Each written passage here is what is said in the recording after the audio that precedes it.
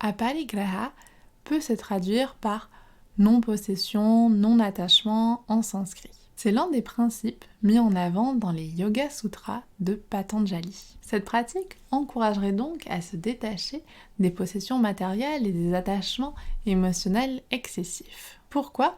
Tout simplement parce que cela pourrait nous permettre d'avoir une plus grande liberté intérieure. En cette période où nous sommes assaillis de sollicitations en tout genre, on pense au Black Friday, mais il y a aussi la période de Noël qui arrive avec beaucoup de consommation excessive dans tous les sens du terme. Finalement, se recentrer sur l'essentiel, se recentrer sur cette notion de non-possession peut être une très bonne idée. Bienvenue sur cette chaîne YouTube, je suis Isa, je suis prof de yoga et ergothérapeute. Sur YouTube, je vous parle de yoga sur et en dehors du tapis et aussi de comment vivre mieux, avoir une meilleure santé au naturel. J'ai aussi créé un espace de yoga en ligne, les Yogis d'Isa, où je vous accompagne chaque mois au travers d'une thématique avec des séances de yoga et aussi des séances en dehors du tapis. Aujourd'hui, j'avais donc envie de me poser avec vous pour parler de cette pratique en dehors du tapis, de comprendre finalement Aparigraha et de voir quelles sont les pratiques que nous pouvons mettre en œuvre pour la cultiver, surtout dans une période où ça peut être un peu difficile de trouver ce non-attachement. Alors plongeons dans le vif du sujet et intéressons-nous. Qu'est-ce que c'est Aparigraha ? Donc, c'est un principe éthique qui fait partie des yamas. Les yamas se sont définis par Patanjali dans les Yoga Sutras.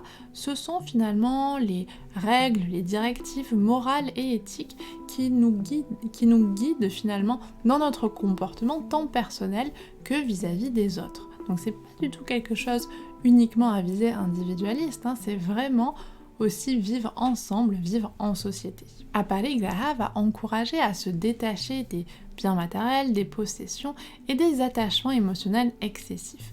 Cela ne signifie pas forcément, comme on pourrait l'entendre dans un premier temps, renoncer à tout, mais plutôt à adopter une attitude de détachement, de recul, de non-attachement vis-à-vis de ces biens à la fois matériels et aussi du résultat de nos actions. Alors là, on peut peut-être penser à la Bhagavad Gita, quand Krishna dit à Arjuna, tu as le droit à l'action mais pas au fruit de l'action. Donc on est vraiment dans cette idée de finalement faire les choses mais se détacher du résultat. Cette pratique va reposer sur la compréhension que l'attachement excessif aux possessions ou aux résultats de nos actions peuvent entraîner de la souffrance. Et peut-être que vous vous êtes retrouvé dans ces situations où, en étant trop attaché, on souffre. Personnellement, j'ai déjà été confrontée, j'ai déjà vécu cela. Et c'est vrai qu'une fois qu'on arrive peut-être à prendre conscience que cela peut nous entraîner de la souffrance, il peut être plus simple d'essayer de tendre vers une pratique de détachement. Finalement, c'est comprendre qu'on n'a pas forcément d'intérêt à s'attacher de façon excessive aux pertes, aux gains, mais aussi aux fluctuations naturelles de la vie. Parce que finalement, tout change, tout est amené à changer, tout n'est qu'impermanence. Alors c'est bien beau tout ça, mais comment peut-on faire pour pratiquer Aparigraha dans notre quotidien ? J'avais envie de partager avec vous 5 pratiques qui peuvent être faciles à mettre en place, surtout dans cette période, pour cultiver le non-attachement. Bien sûr, il en existe plein d'autres, mais je trouvais que celle-ci était assez simple à mettre en place et peut-être assez intéressante à mettre en place dans cette période où on approche Noël. La première chose va être d'éviter la comparaison. Et peut-être que c'est sûrement le point de départ de beaucoup de désirs, mais de désirs qui ne sont pas forcément très utiles. C'est vrai que quand on regarde quelqu'un en se disant « mais je n'ai pas ça » ou « j'aimerais ça », finalement, on n'est plus centré sur nos besoins. On est centré finalement sur un besoin extérieur. Et finalement, prendre le temps de se poser la question, est-ce que finalement c'est vraiment ça que je veux ? Est-ce que c'est vraiment ça que je souhaite ? Est-ce que c'est vraiment ça dont j'ai besoin ? Et la comparaison excessive peut nous mener à des états de souffrance, de mal-être. Je prends un exemple que je pense on connaît tous et on a peut-être été déjà tous confrontés à ça, Après, c'est humain de se comparer, je pense qu'il faut bien garder ça en tête et pas s'auto-flageller, mais les comparaisons sur les réseaux sociaux. C'est vrai qu'avec les réseaux sociaux, c'est à portée de main, à portée de poche, tout le temps avec nous. Et il peut être très difficile de prendre un peu de recul et de ne pas se comparer à la personne qui fait mieux que nous, à la personne qui est mieux formée que nous, à la personne qui a une plus belle maison que nous, à la personne qui fait des plus beaux voyages que nous, etc., etc. Je pense que c'est très important de revenir à soi, de quoi j'ai besoin, de quoi j'ai envie, et de finalement mettre un peu de recul avec cette non-comparaison. Encore une fois, se comparer, c'est humain. Donc peut-être un exercice pour cette pratique est d'observer quand on se compare, qu'est-ce que ça nous fait et pourquoi on se compare. Peut-être que c'est pour nous aider à progresser. Peut-être qu'on se compare parce qu'on se dit « j'aime beaucoup ce que cette personne fait, elle a l'air très compétente dans son domaine, j'ai envie moi aussi de me former pour apprendre comme elle ce métier ». Par exemple. Mais si c'est je me compare et en fait je me rends compte que je me sens nulle, je me sens diminuée, là dans ce cas, il n'y a pas de réel intérêt. Donc peut-être que prendre déjà ce temps de recul et d'observation et peut-être dans ces cas-là, essayer de se mettre à distance de ce qui peut favoriser la comparaison. La deuxième pratique va être d'observer ses désirs. Quand on a un désir, quand on veut quelque chose, parfois on peut y répondre immédiatement en succombant à ce désir. La pratique ici va être d'observer, d'essayer de prendre un petit peu de recul sur ce désir et de comprendre pourquoi il vient à cet instant-là, qu'est-ce qu'il dit de nous et qu'est-ce qu'on peut faire pour finalement y répondre à un moment qui sera le plus propice possible.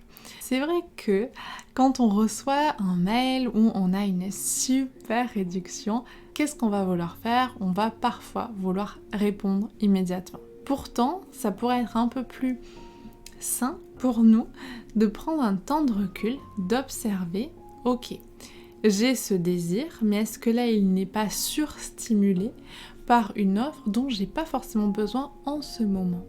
Et ça peut du coup nous permettre de finalement prendre du recul par rapport à nos désirs et surtout de repenser un peu nos désirs immédiatement. Ça peut bien sûr entraîner un peu de frustration, mais je pense que la frustration peut avoir aussi un côté sain, dans la mesure où la frustration peut aussi nous aider à développer notre patience, développer aussi notre capacité à prendre du recul sur ces fameux désirs. La troisième pratique dont j'avais envie de vous parler est une pratique de gratitude. Alors oui, je pense que beaucoup de personnes en ont marre d'entendre parler de gratitude à tout va, et autant je peux être d'accord avec vous. On peut se mettre d'accord sur ce point que oui, la gratitude, on en entend énormément parler. Pour autant, je pense qu'elle n'est pas suffisamment pratiquée. On en parle beaucoup, mais je ne sais pas si on la pratique assez. Je m'inclus dedans. Et c'est vrai que développer sa pratique de la gratitude, observer, prendre le temps d'être reconnaissant, reconnaissante envers ce que l'on a, envers notre santé, envers nos biens matériels, envers nos proches, tout cela peut nous aider à finalement avoir moins besoin d'accumuler. C'est vrai que accumuler des choses peut aussi nous prendre beaucoup de temps. Et finalement, si on n'a déjà pas assez de temps pour prendre soin de sa santé, pour passer du temps avec les gens qu'on aime, est-ce qu'on a vraiment besoin d'accumuler encore des choses? Et c'est pour ça que je pense que la gratitude est importante et c'est pour ça que je pense que la gratitude devrait être une pratique presque régulière, presque quotidienne, en tout cas observer à quel point finalement nous avons de la chance dans notre situation. Alors c'est pas forcément tous les jours facile, mais ça peut être essentiel pour nous permettre aussi de trouver chaque jour un petit rayon de soleil dans notre journée. La quatrième pratique est un peu le fil rouge de toutes celles que je vous ai évoquées jusqu'à présent, c'est la pratique de la pleine conscience. La pleine conscience, c'est vraiment vivre le moment présent, observer ce qu'il est au moment où ça se passe. Elle peut se pratiquer de deux façons. De façon formelle, avec la pratique de la méditation, pleine conscience, avec la pratique de la respiration, pleine conscience, les pratiques type scan corporel. Tout cela peut favoriser du coup la pleine conscience. Mais elle peut aussi se pratiquer de façon informelle, en prenant le temps de faire les choses. Je prends un exemple. Quand on cuisine, personnellement en tout cas, j'ai souvent tendance à écouter un podcast, à faire 1000 autres choses en même temps. Or, ce n'est pas de la pratique de la pleine conscience. Les fois où je veux cuisiner, par exemple, en pleine conscience, je débranche tout et je me concentre essentiellement sur ce que je suis en train de faire. La pratique n'est plus du tout la même. C'est presque comme si je ne faisais pas la même chose. Peut-être que vous avez déjà expérimenté cela. Si c'est le cas, n'hésitez pas à partager vos expériences. Et la pleine conscience peut aussi se cultiver quand on va marcher, quand on prend sa douche, quand on est aussi avec des personnes. C'est vraiment des pratiques qui finalement permettent de revenir ici et maintenant, d'être moins dans l'anticipation, d'être moins dans les regrets du passé, d'être plus présent et peut-être du coup d'avoir moins besoin de choses. Et enfin, la dernière pratique est d'apprécier les moments de silence. Et là, je sais que c'est pas toujours évident. Pour beaucoup de personnes, le silence, c'est pas toujours très agréable. Je m'inclus dedans. J'ai parfois eu du mal à apprécier ces moments de silence. Maintenant, je remarque que je les recherche de plus en plus. Alors, je sais pas vraiment ce qui a changé, mais c'est vrai que si je vais marcher en pleine nature, je vais pas du tout amener un podcast dans mes oreilles, etc. Je croise plein de gens qui le font, qui vont écouter de la musique, etc. Et je comprends aussi. C'est-à-dire que quand on va courir, ça peut être plus motivant d'écouter quelque chose, d'avoir quelque chose dans ses oreilles. Mais c'est vrai que si on court, on écoute de la musique, on mange, on regarde une vidéo, on est au travail, en même temps on écoute quelque chose, ou on est en multitâche, on rentre le soir, on regarde la télé, en même temps on est sur son téléphone. En fait, il se peut que le temps passé à se divertir est tellement grand que finalement des moments de silence, on n'en a quasiment pas. Ces moments de silence, c'est des moments où on se confronte aussi un petit peu à soi et c'est parfois plus simple après d'être bien avec les autres.